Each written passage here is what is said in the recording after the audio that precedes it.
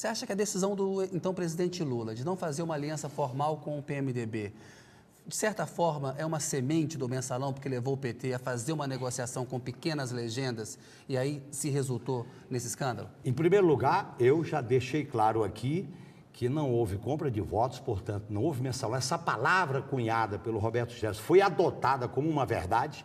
Aliás, eu recomendo o filme A Caça, que mostra como uma calúnia, ela vira realidade, como a pessoa é condenada e julgada e a sua inocência não é ouvida pelos outros. Aliás, um brilhante artigo que saiu no jornal Folha de São Paulo. É claro que nós assumimos o governo num sistema precário de alianças. Nós só tivemos aliança PT e PR. Não foi um erro não ter feito essa aliança? Mas olha bem, nós tínhamos que ter costurado... O PMDB estava dividido. Os outros partidos que fizeram aliança apoiaram o Lula no segundo turno. O PMDB não apoiou, o PMDB estava dividido e fomos construir essa aliança. O PMDB do Senado apoiava a gente, o PMDB da Câmara não apoiou. Foi uma construção. Por quê? O PT aprendeu que sem aliança não ganha. E sem aliança não governa. A presidenta Dilma tem razão quando diz a coalizão é uma necessidade e não se governa sozinho. Agora, daí se concluir que uma aliança A ou B poderia fazer tal resultado, eu acho que é apostar numa hipótese que eu não entro nela. Genuíno, o Gilberto Carvalho, numa entrevista nesse programa no final do ano passado, disse que ouviu do então candidato a ministro do Supremo, Luiz Fux, que ele havia dado uma olhada no processo e que não havia provas contra o José Dirceu. Em relação ao seu caso, em algum momento, o senhor se reuniu com, então, candidato a ministro do Supremo, Luiz Fux. Ele disse para o senhor que não havia provas contra o senhor. O senhor recebeu de alguém alguma mensagem de que o então candidato Luiz Fux, a ministro do Supremo, votaria pela sua absolvição? Não. Nunca tive contato com o ministro e tenho tido uma postura de republicana no sentido de não ter contato com qualquer ministro do Supremo Tribunal Federal ou com quem pretende ir para o Supremo Tribunal Federal. Nunca tive qualquer contato. Genuíno, num episódio recente do programa CQC da TV Bandeirantes, um garoto se fez passar por um admirador seu com um tio e acabou entrevistando o senhor.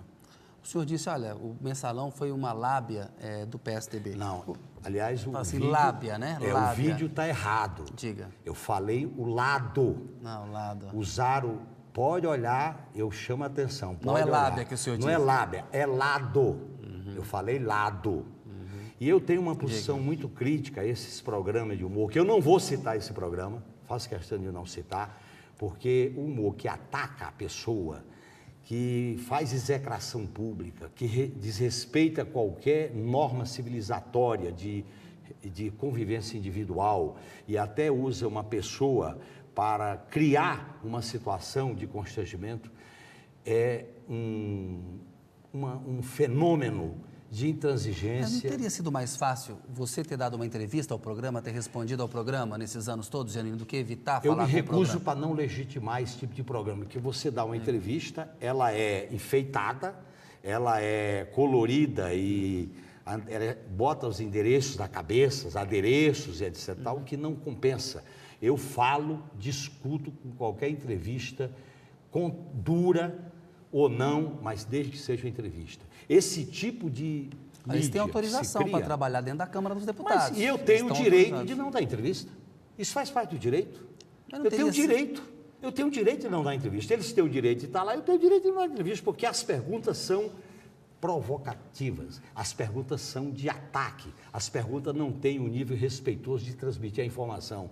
E não existe, como no Brasil não existe o direito de resposta, que eu acho que é uma grande lacuna na nossa legislação, o direito de resposta tem que existir. Mas tem projeto no Congresso para se regulamentar, né? O direito de resposta, eu prefiro não dar esse tipo de resposta. Agora, eu aproveito para agradecer o pessoal que neste episódio, independente de concordar comigo ou não, o pessoal da blogosfera, que foi muito solidário, divulgou muitas entrevistas, muitas manifestações que eu achei muito importante, porque esse tipo de jornalismo não é para levar informação, é para levar a execração. Agora, e ao longo desses 8 anos, entendeu? Houve uma execração pública, nós fomos condenados antes da condenação. Deixa eu te fazer uma então, pergunta eu não concordo objetiva. com esse tipo de jornalismo. Eu me lembro... E me recuso a não dar entrevista. Não, é um direito seu um falar com quem meu, você quer. Claro. Eu me recordo da sua trajetória dentro do PT, ou seja, você era de uma ala mais radical do PT, que depois seguiu um caminho de maior moderação, sempre teve uma relação muito boa com a imprensa, eu me lembro antes desse episódio do Mensalão. Agora, Genuíno, o PT no passado, quando fazia um discurso muito moralista, levantava a bandeira da ética na política, o PT não estimulou a criação de um padrão moral alto, elevado, que hoje ele fica incomodado quando é cobrado? Então, se você não fica chateado, porque na verdade essas cobranças não são exatamente aquilo que o PT fazia em relação a outros políticos? A tua pergunta procede. E você me conheceu no Congresso e sabe que eu nunca estava na linha de frente daquele processo de investigação que o PT assumia. Em segundo lugar, de uma certa aliança que foi feita com algumas corporações do Estado, que eu digo, nós colocamos a moral acima da política. Pois é, hoje se reclama do Ministério Público, então, mas o PT tinha uma dobradinha com o Ministério Público para derrubar políticos. Eu não, mas o PT existe isso, eu estou fazendo, eu estou dando uma opinião crítica. Eu não faço autocrítica porque eu não fiz isso. Eu não tenho uma crítica em eu relação nunca dirigi pedido de assinatura de CPI, nunca entrei com representação contra ninguém no Ministério Público, mas acho que procede a tua questão. Quer dizer, órgãos de Estado não podem ser usados politicamente e eleitoralmente. E esse veneno inoculado, ele acabou se voltando contra o PT. Eu acho que essas instituições do Estado exageram no seu papel de autonomia funcional. Então, eu respeito, mas acho que você tem razão nessa observação. A política se baseia numa solução da criação humana com base no princípio da soberania popular para resolver os conflitos. Você não pode judicializar e investigar tudo. Você tem divergências, tem derrotas e vitórias e se dá no campo da política. É no campo da política, com base no respeito aos partidos, à divergência, às negociações e o consenso, que você recebe. Levar tudo para a justiça e para a área criminal sacrifica o princípio da política, que é exatamente a base da democracia, que é a soberania popular. O poder emana do povo. Muitas vezes nós corremos esse erro. O PT se incomoda, fala, a imprensa é conservadora, a imprensa nos persegue. Mas o PT, Genuíno, a bandeira da ética na política, ela está na fundação do PT. Então, quando o PT rompe com isso, ele não merece ser mais cobrado do que os outros partidos? Não houve uma ruptura com isso. Houve a nossa vitória e o governo excesso de pragmatismo? Estabeleceu uma mediação sobre essa questão. Porque, veja bem, vamos lá. Quando as pessoas dizem isso é legal, mas não é ético, isso é uma raiz, um viés autoritário. Qual é a ética de um país? É a Constituição, as leis e os regulamentos. Você não pode julgar uma pessoa pela sua ética, pela ética do partido, pela ética de um veículo de comunicação, pela ética de um grupo ou de uma igreja. Você não pode. A ética do país é a Constituição, as regras. Você pode ter opinião e discute no plano das ideias. Então, agora, o tratamento, aí eu vou especificar, o tratamento que setores da grande mídia fazem em relação ao governo Lula, ao governo Dilma, e principalmente em relação ao PT, é parcial, é na forma de campanha, é na forma de pré-julgamento. Isso não existia nesse nível quando o PT fazia oposição ao governo Fernando Henrique Cardoso. Claro que houve exageros do PT. Existia também, o Tasso Genro chegou a pedir impeachment do Fernando Henrique não é em 98. Verdade, mas não foi o PT.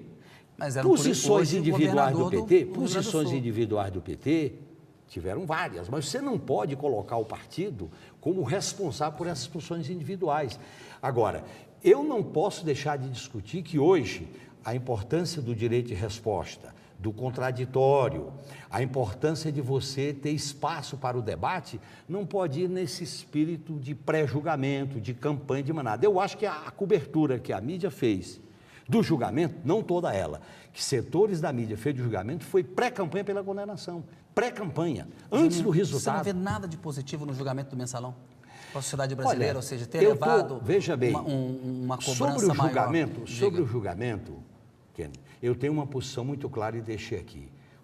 Cumpro as decisões do Supremo, mas vou discuti-las até o fim. Sobre o que está acontecendo com o Brasil mudou muito nesses 10 anos.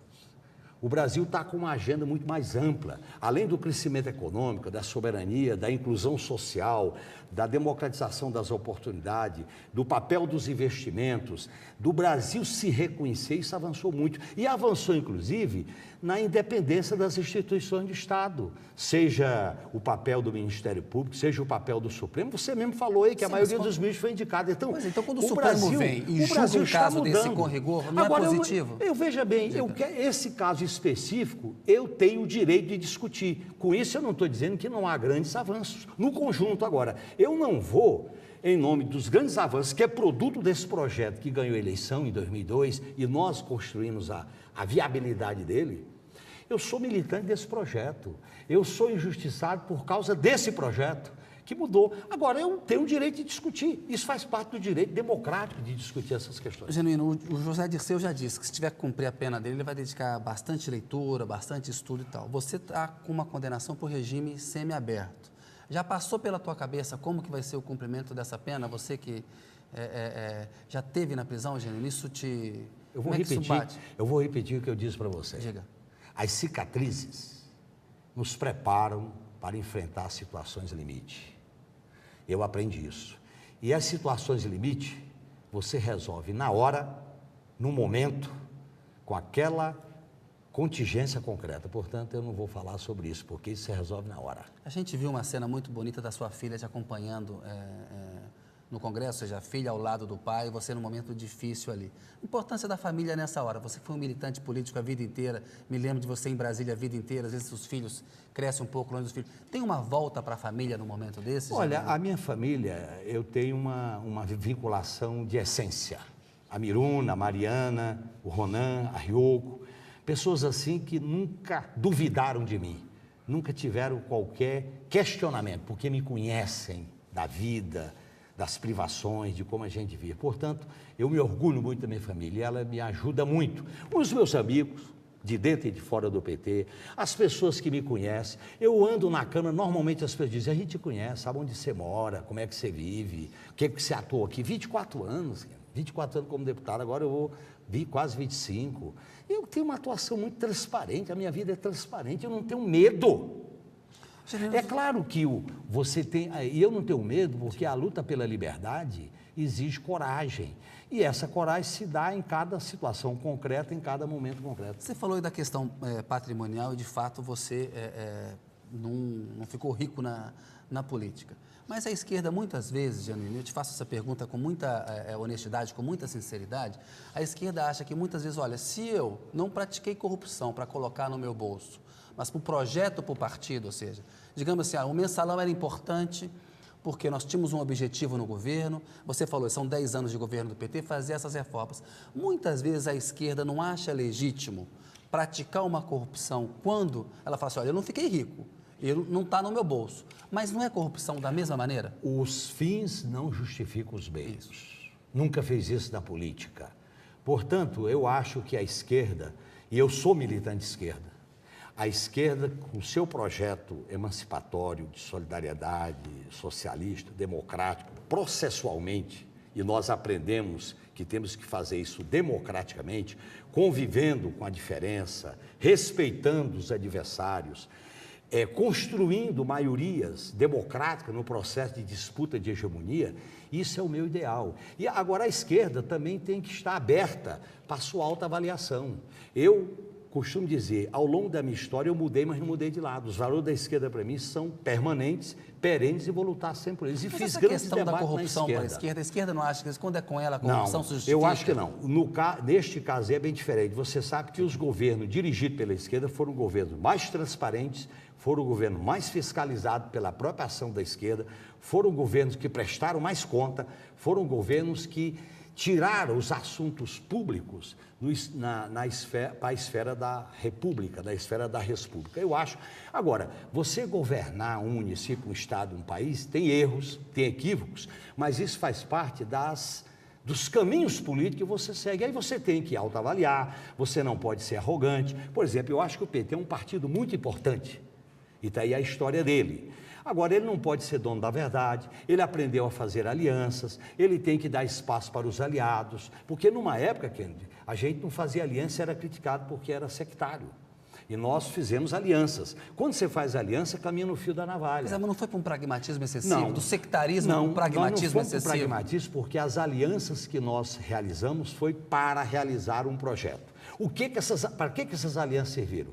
Votar os projetos estratégicos do governo, sustentar uma política econômica que está aí mostrando resultado, garantir os investimentos em programas sociais. O ProUni foi votado pelo Congresso, o Bolsa Família foi votado pelo Congresso, o Estatuto do Idoso foi votado pelo Congresso. Então, a aliança é um meio para você construir políticas públicas universalizantes.